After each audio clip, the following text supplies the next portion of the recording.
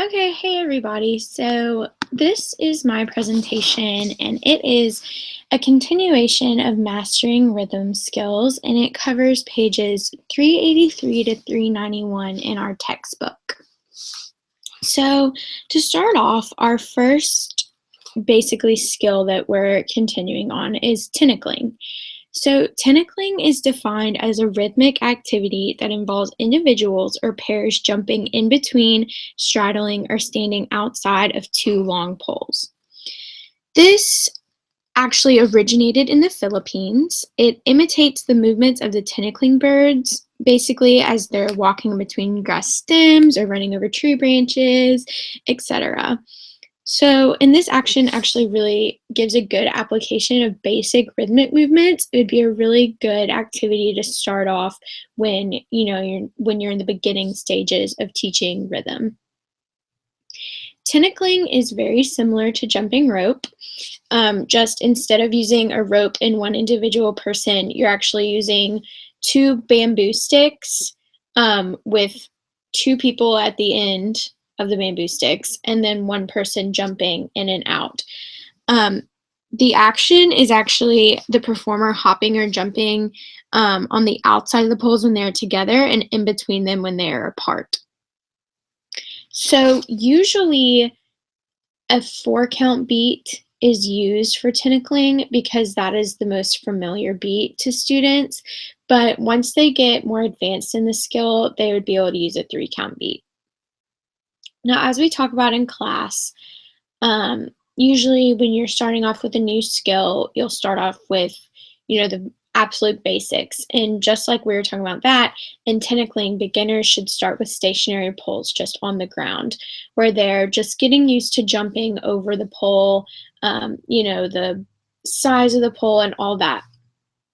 After the performer is used to jumping with the pole, the student should just practice with the pole. So you'll have your two students with a pole in each hand, practicing on, banging the poles on the ground and then raising them up and banging them together as they would if they had somebody jumping in and out of the poles. But right now they're just practicing with the movement of the poles without somebody in between them.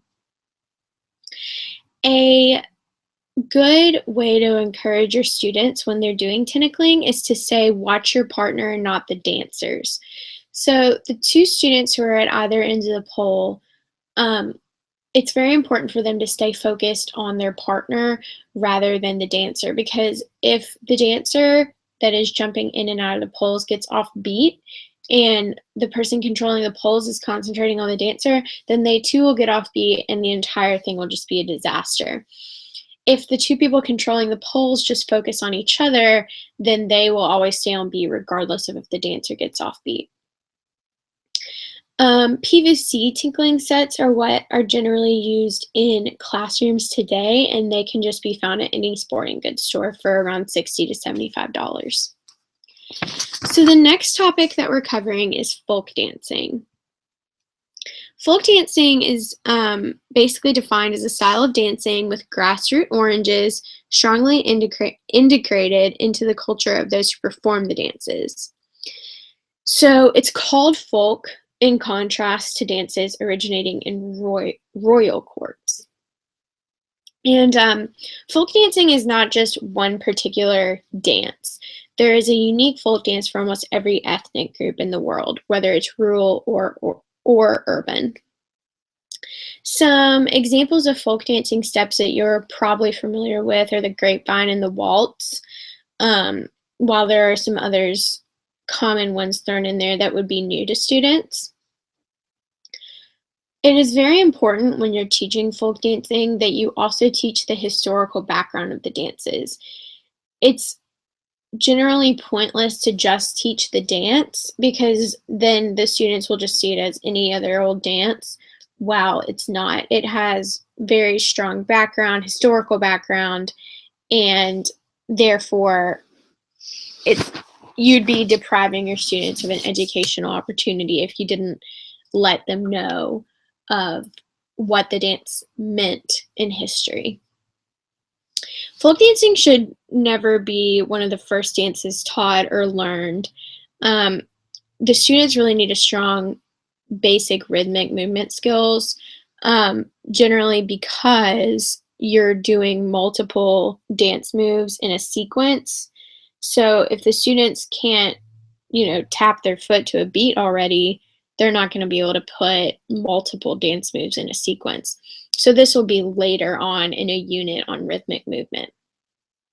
It's also important that you yourself, as the teacher, know the folk dance before you begin teaching it. You need to know it thoroughly. And a good source that the book gave us was activevideos.com, and it actually shares videos on how to do folk dancing and just folk dancing in general that could really help you learn before you have to teach folk dancing. Moving on, we will be talking about creating student design rhythmic movement dances. So, what's awesome about this next part is that it really starts to give students a freedom of using the skills that they have learned in the past when we've talked about rhythm. So, this is kind of the first time that the students have had this freedom, so it's very important that you have a directed teaching style. You need to go ahead and provide a specific beat to your students in your preferred method, whether it's just you clapping or calling out a beat. What the students have, where they are able to provide their own insight, is that they can choose whatever movement tasks they want to perform with the beat. So, looking back on what they've already learned, they will choose, maybe one or two different moves to perform on their own along with the beat. So, as they progress, the students will then be able to create their own routines. So, they've been sitting there and they've been able to just do one move along with the beat, but now they're going to put multiple movements in a row.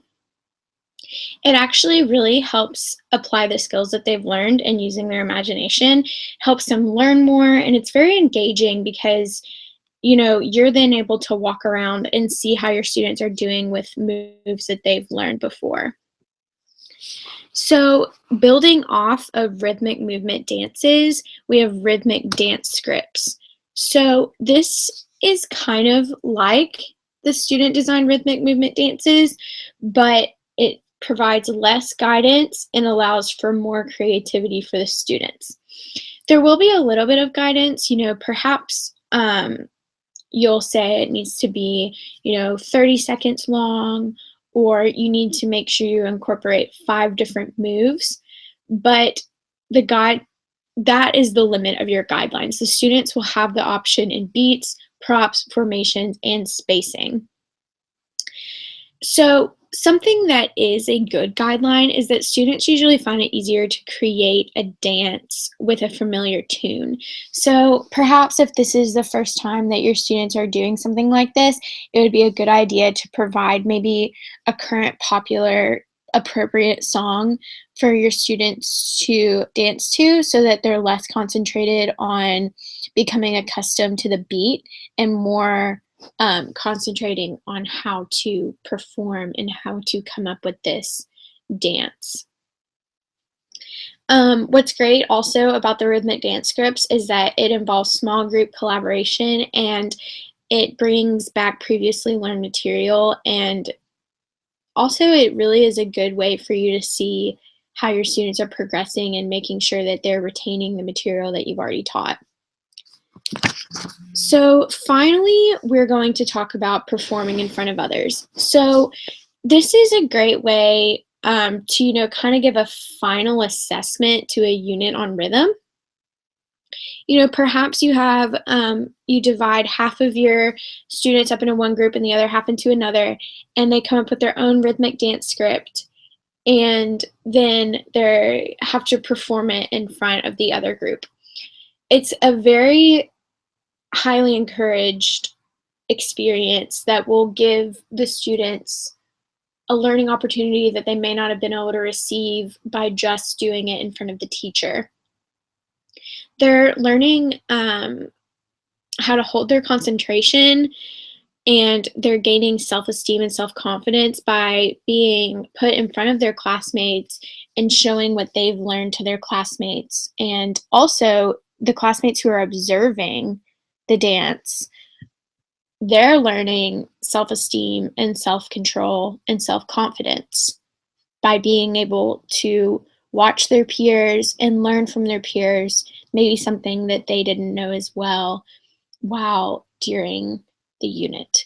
So while performing in front of others is usually a very daunting experience for students, I think that it's very important to include in a dance unit because there's really no point in learning the dance if you're not going to be able to perform it in front of other people. And so I think it's a great way to do a final assessment of the dance and the rhythmic units. So that is all, and I hope you all enjoyed it and learned some more about rhythmic movements.